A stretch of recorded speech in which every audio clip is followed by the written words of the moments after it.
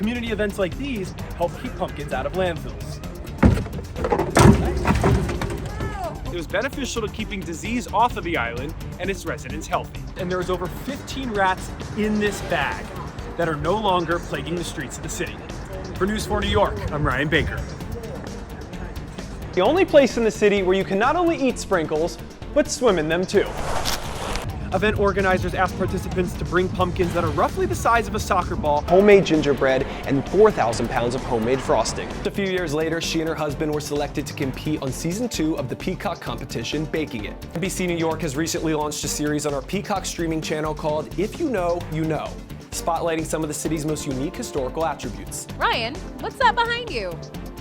Hey, well, you may be at the real Rockefeller Center. I'm here with a model of it at the New York Botanical Garden. Friends of the Ruin hopes to begin stabilizing and renovating this site as early as 2024. And if you didn't know, well, now you know.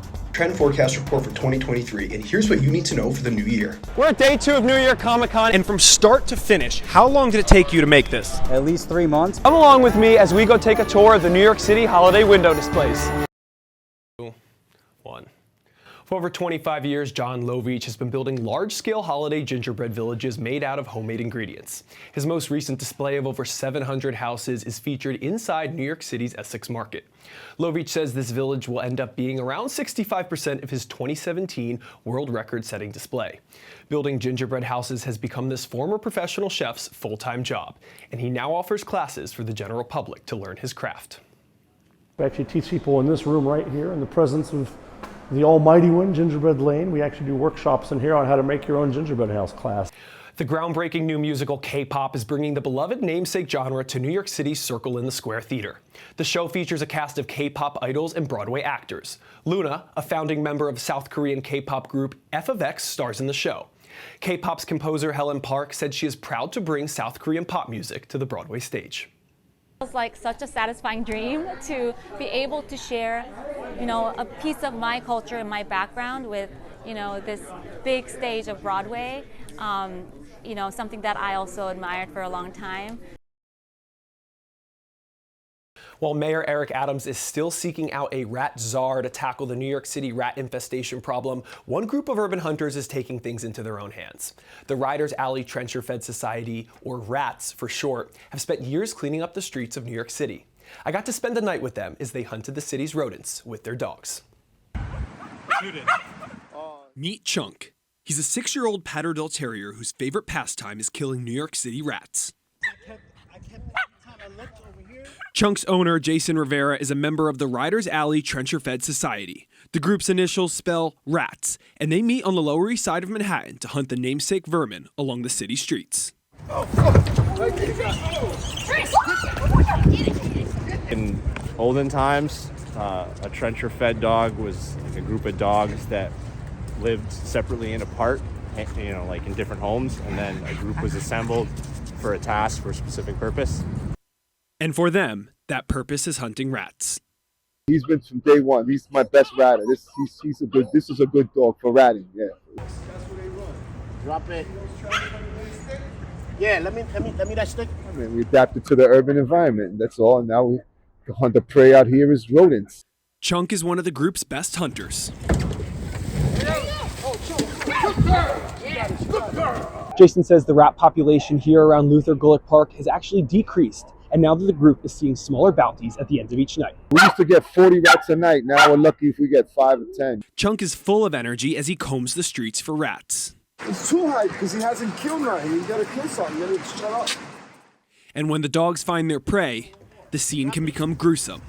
They will often get bit in the process. Go ahead, Ron, we'll find it. Hey, come on. Good boy. I don't worry about disease, no. They're clean. I clean them. They're, like I said, they're vaccinated for all types of stuff.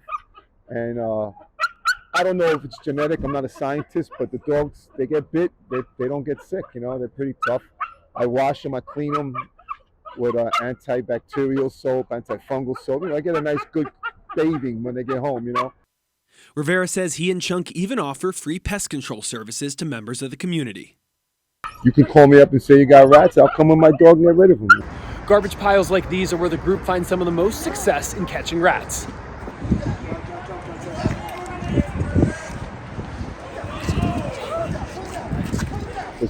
that's all humans produce is waste. That's what rats live off, our waste. So as long as we got waste, they're going to be rats. You're not going to get rid of them. But Chunk will certainly try. He will have the number tonight. Chunk will have the number tonight. I guarantee it. He always does. And that prediction proved to be true. You know, I'm a little biased toward Chunk, but he got like 8, 9. No, he got 9 tonight. We've been out here about 2.5 hours, and there's over 15 rats in this bag that are no longer plaguing the streets of the city. For News 4 New York, I'm Ryan Baker.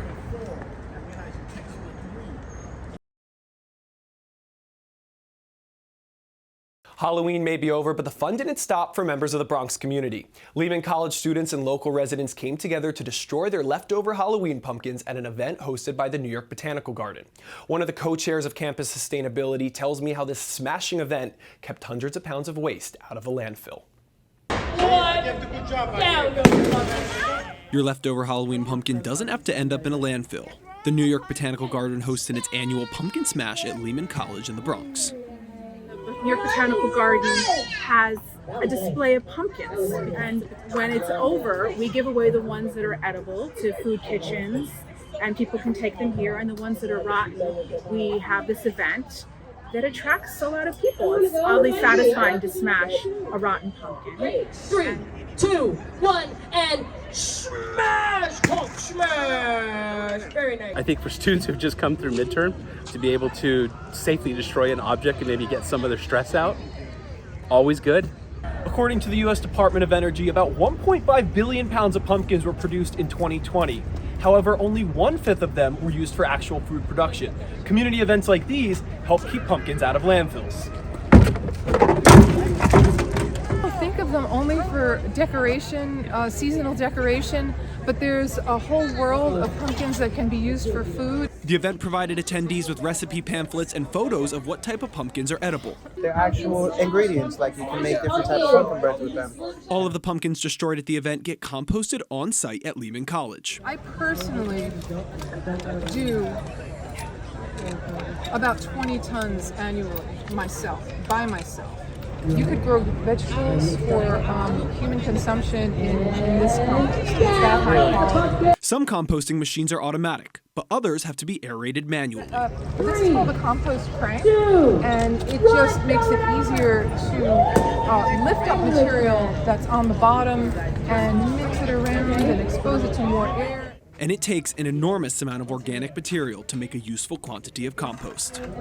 To make 1 bin of finished compost, it takes about 12 tons of starting material, which is why it's so important to do this on the community level. It's really a celebration of our community, and it's a celebration of how we connect with other parts of the Bronx community.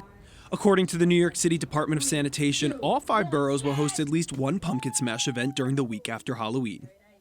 Reporting for NBC 4 New York, Ryan Baker.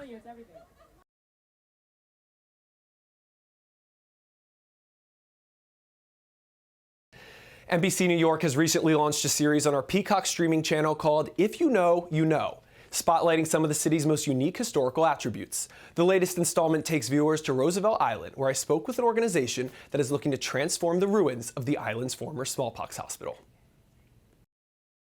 Roosevelt Island sits on the East River between Manhattan and Queens.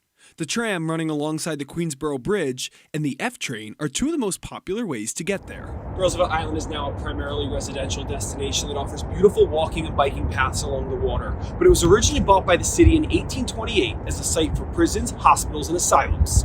Originally called Blackwell's Island and then Welfare Island in 1921, it did not officially become Franklin D. Roosevelt Island until 1973. Blackwell's Island gained national attention when American journalist Nellie Bly worked to uncover the mistreatment of patients at the Women's Lunatic Asylum in 1887. The island was also the location of the first ever hospital entirely dedicated to the treatment of smallpox. The Roosevelt Island Historical Society says it was first opened for public inspection in 1856. The Gothic Revival structure was designed by James Renwick Jr., who was also the designer of multiple New York City designated landmarks such as St. Patrick's Cathedral. The smallpox hospital housed 100 charity case patients on the lower floor and private rooms on the upper floor for paying patients. The Board of Health took control of the smallpox hospital in 1875 and began converting it into housing for student nurses as a hospital training school opened in association with a facility called Charity Hospital, located just north of the original structure. Another smallpox treatment hospital was built on North Brothers Island, which allowed Blackwell's Island Smallpox Hospital to divert patients to this new facility. By the end of the century, the population of Blackwell's Island was about 7,000 people. By transitioning the hospital into nurse housing units, it was beneficial to keeping disease off of the island and its residents healthy. Friends of the Ruin is a nonprofit that seeks to engage public discourse around the reuse of the remains of the former Roosevelt Island Smallpox Hospital. President and founder Stephen Martin says the group is looking to turn the current site into a memorial for a more modern-day health crisis. To see it turned into kind of a luxury housing or a nice restaurant is one thing, but to see it serve New York State as a garden, as a memorial feels very meaningful as we are confronting a post-COVID-19 world. The original structure of the smallpox hospital was deteriorating and became abandoned by the mid-20th century. But today, visitors can still see the remains of the ruin from outside of this fence. Why can the public currently not access the space? So the smallpox hospital is very much an active ruin. It's not permanently stabilized. It is kind of in a constant state of decay, and we're doing everything we can to stabilize it and to shore it up. But it's currently not accessible because it's not safe for visitors. In 1976, the Landmarks Preservation Commission designated the site as a New York City landmark due to its special historical and aesthetic interest and value as a part of the development, heritage, and cultural characteristics of New York City. Friends of the Ruin hopes to begin stabilizing and renovating this site as early as 2024. And if you didn't know, well, now you know. For News 4 New York, I'm Ryan Baker.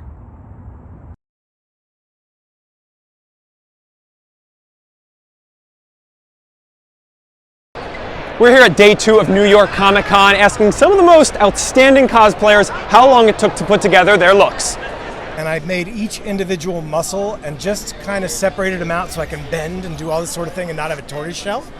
And that was its own thing that took a couple months. So let's say a year and change, come home from work a couple hours, put it away, hit it next week. It actually took approximately 4 hours to get front and back because this is the first base paint. Then I had to go in with the details with the leaves and the vines. It's over the course of 2 years, I want to say. Originally it was a Batman, like a Ben Affleck armor that I made from Justice League. And then I wanted to do Mr. Freeze, so I kind of just took that and used it as a base. We built these costumes just for a photo shoot, and then we brought it to New York Comic Con last year, and it blew up. I started this cosplay back in beginning of January of last year. This cosplay took about 5.5 months to make. So with some help from my friends, it only took me like a couple weeks to put together because I made the dress, and then yeah. It's made out of EVA foam. It took about 3 months to create with the full-time job. After work, you put a little hours in here. Your days off, you put a lot more hours into it. Slow and steady swings the club. Base suit, it took me about 2 weeks to pattern it out. And then the overall painting over top of it took about probably another 2 weeks on top of that. Wow. Yelp has released its trend forecast report for 2023, and here's what you need to know for the new year. Negronis may have dominated in 2022, but 2023 is the year of frozen drinks. Yelp says it's seen internet searches increase 77% for slushies. And as the demand for alcohol-free drinks also continues to grow, more and more people are seeking out mocktails and dirty sodas, and they're trending all over apps like TikTok. And now looking more towards the home, neutral tones and sustainable decor are two trends that are not going away in 2023. Recycling and upcycling searches were up 55% according to Yelp, and lime wash paint searches were up 79%. Board game bars and cafes, along with new variations on the game of bingo, are expected to continue surging in popularity. And with celebrities like LeBron James investing heavily in the sport of pickleball, it's no surprise that searches for best pickleball courts were up 70%. And you can read more about Yelp's 2023 trend forecast at NBCNewYork.com. You guys normally bake together? You can be honest. Like, he'll run out to get supplies and if I need a last minute. Queen's couple George and Agnes Molino were contestants on the second season of the Peacock competition Baking It. They were away from their 5 kids for 10 days to film the show in Los Angeles. It was really all worth it. It was really worth it. Did they really enjoy getting to watch you afterward? Oh, they were so excited. I filmed it. Oh, I got you! I see you! Agnes Molina started her business dipping chocolate treats like pretzels and cake pops, but when the pandemic hit, she needed to take things to a new level. He was like, why don't you get into cakes? And I'm like, no way, I don't know how to make a cake. So then, I was just like looking around, little YouTube videos here and there, but I just saw it, boom, and I got it done like the first try. And I was like, wow, and then I just started selling cakes. Agnes has continued to hone her baking skills and now creates all sorts of intricate cakes for her customers. George is incredibly supportive of his wife's talents. She held me down. She held me down. Don't you cry on my show. I want to put her through a culinary school. That's my next goal.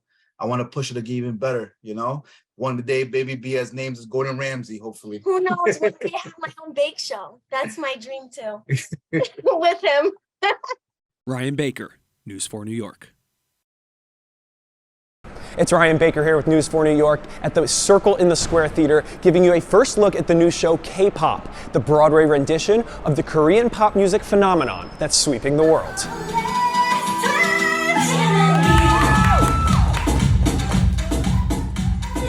What's been really special about being at Circle in the Square is that it's a very intimate theater and it's in the round, and so you get to experience these K-pop idols and these performances literally 10 feet away from you.